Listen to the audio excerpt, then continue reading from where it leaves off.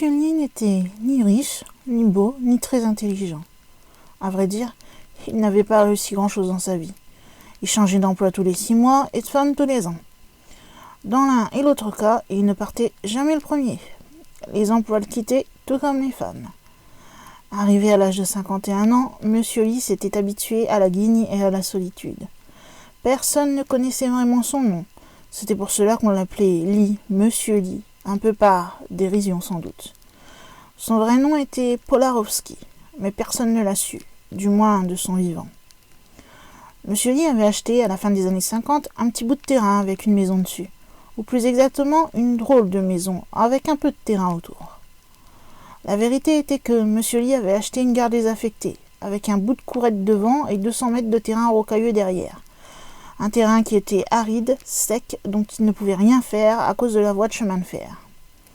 La gare de Sun Valley était désaffectée depuis plus de 20 ans, exactement depuis le départ du dernier chercheur d'or, mort d'épuisement dans les mines où personne n'avait rien trouvé. L'administration des chemins de fer avait enlevé les signaux, les fils téléphoniques, même la petite enseigne émaillée où avait été peint bien longtemps auparavant le mot Sun Valley. Mais les rails, elles, étaient restés. 2 rails rouillés, tordus au bout, encombrés de ronces et d'herbes folles. 2 rails qui ne servaient à rien, puisqu'ils mesuraient à peine 10 mètres pour l'un et 7 mètres pour l'autre. Mais 2 rails drôlement gênants devant une ancienne gare transformée en maison de campagne. Monsieur Lee avait repeint la maison en blanc cassé, les volets en verre. Il avait bricolé une drôle de véranda avec des panneaux de bois à croisillons et il avait planté des fleurs dans les bancs de ciment. Sans être luxueuse, sa petite maison lui plaisait assez bien, sauf ce problème de rails. Bien sûr, il avait tenté de les enlever lui-même, mais croyez-moi, desceller des rails tout seul n'est pas une mince affaire. Et Monsieur Lee n'avait trouvé personne à Sun Valley pour l'aider. À Sun Valley, on se méfiait de cet étranger qui venait d'acheter la gare. Monsieur Lee avait une mauvaise réputation. Les dames changeaient de trottoir lorsqu'il se rendait en ville, avec son sac de toile rempli de bouteilles qui s'entrechoquaient. Le vice de Monsieur Lee n'était pas bien méchant. Pour tromper sa solitude, il achetait du bourdon et le soir, tout seul sur sa véranda, il en buvait, peut-être un peu plus que prévu, mais il ne dérangeait personne. En 1958, Monsieur Lee avait perdu son travail. Une fois de plus. Mais au lieu de traîner dans les garages et stations-service à la recherche d'un nouvel emploi, Monsieur Lee avait décidé de prendre quelques vacances et il s'était installé chez lui, à Sun Valley. Il se passa 1 semaine avant que les faits étranges se manifestent. Un matin, Monsieur Lee revenait du drugstore où il avait fait ses quelques provisions, comme à son habitude.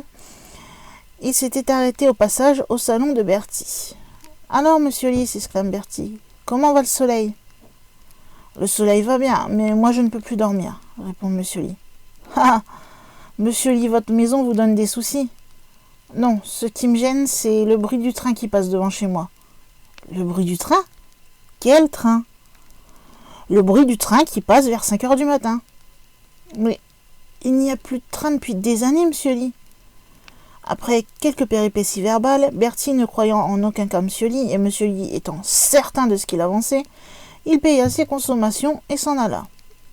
Le docteur Shearer, qui participa à la conversation chez Bertie, raconta les cauchemars de Monsieur Lee au révérend Joke, qui les rapporta à son tour au shérif Morris. Aussi, ce dernier ne se montra pas surpris de recevoir, quelques jours plus tard, la visite de Monsieur Lee, plus pâle, plus triste et plus titubant que jamais. « Quel bon vent vous amène, Monsieur Lee ?» s'enquit poliment le shérif. « Shérif, il faut m'aider. Il faut qu'on enlève ces rails qui sont devant ma maison. Il faut qu'on les retire. Comme ça, le train ne pourra plus passer. » Le shérif s'énerva légèrement en disant à Monsieur Lee que le dernier qui était passé sur ces fameuses rails, il l'a fait il y avait 28 ans. Et c'était en emmenant le corps du fameux vieux chercheur d'or. Depuis, la gare a été totalement abandonnée. Monsieur Lee se tortillait sur sa chaise. Il semblait sur le point de pleurer. « Je sais bien, shérif, que tout ce que je raconte peut paraître impossible, mais je vous jure, tous les matins, vers 5 heures, un train passe devant ma maison. Chaque matin, il passe de plus en plus vite, et il fait de plus en plus de bruit. C'est infernal, shérif, je ne dors plus, j'attends toute la nuit, j'ai peur. »« Qu'y a-t-il dans votre sac, Monsieur Lee ?» demande le shérif. « Du bourbon, » rétorqua Monsieur Lee. Le shérif lui conseilla d'arrêter de boire, lui-même faisant des cauchemars quand il en abusait. Monsieur Lee décida de partir du bureau de shérif, voyant bien qu'il ne le croyait pas. En partant, il essaya quand même de dire une petite chose en suppliant « Dépêchez-vous !»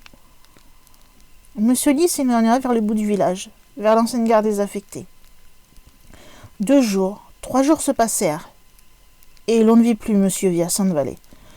Le premier à s'en apercevoir fut bien sûr le vendeur du drugstore, qui fit remarquer à Bertie qu'il ne venait plus acheter son bourbon. Effet boule de neige faisant, l'information arriva jusqu'au shérif Maurice. Il revoya alors Monsieur Lee, le regard implorant, et ses dernières paroles. « Dépêchez-vous !» Aussi, à la tombée de la nuit, alors qu'il revenait d'une ferme isolée, au volant de sa Ford équipée de gyrophares et de sirènes stridentes, il décida de faire un détour et d'aller rendre visite à Monsieur Lee. Lorsqu'il arriva devant l'ancienne gare, il donna 2 coups de sirène. Il sortit de sa voiture, s'avança vers la petite maison repeinte en blanc cassé et posa une boîte poussiéreuse sur la marche qui craqua. « Monsieur Lee ?»